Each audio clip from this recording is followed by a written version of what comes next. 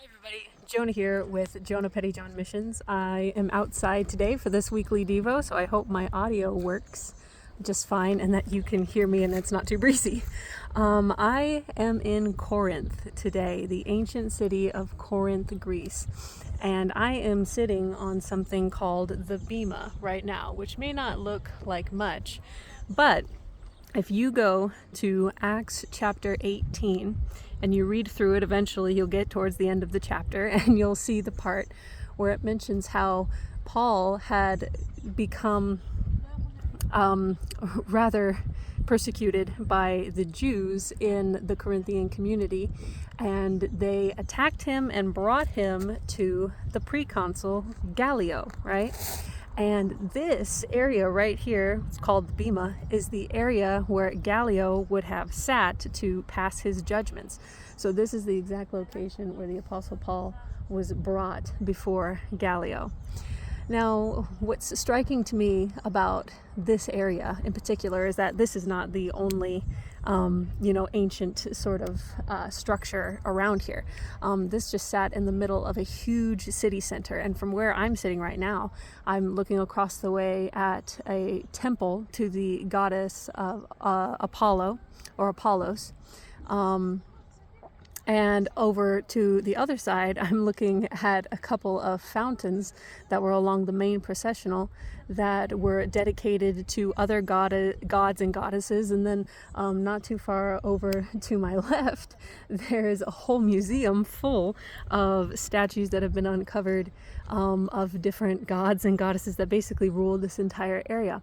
But what's amazing is that during the Byzantine era, when they came into this area, they discovered the Bema, and by that time they had had a historical record of what we now call the Bible, and they would have known of Acts chapter 18, and they turned this area into a church.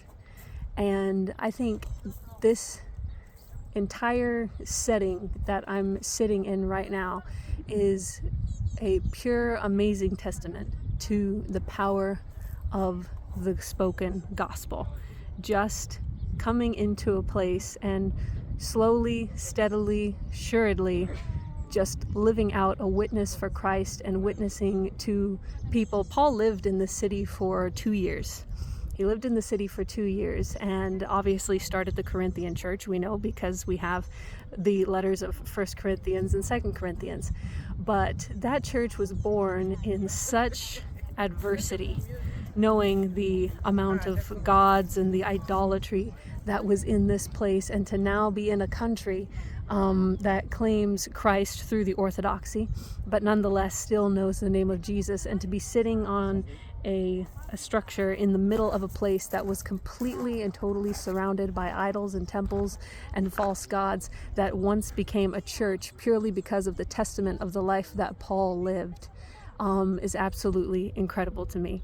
And if you haven't read Acts chapter 18, I would encourage you to do so and to consider what it would be like to live as Paul did and to work in a place where so few people would have known the name of Jesus, probably had never even heard it at that time, right? Because it was still all brand new and fresh.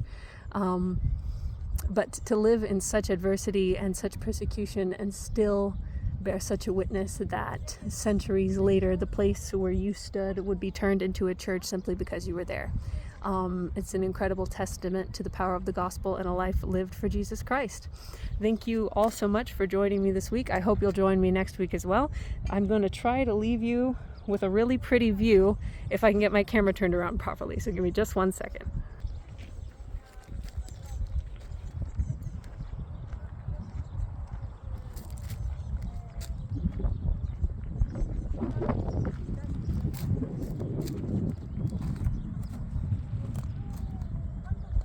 God bless everybody. We'll see you next week.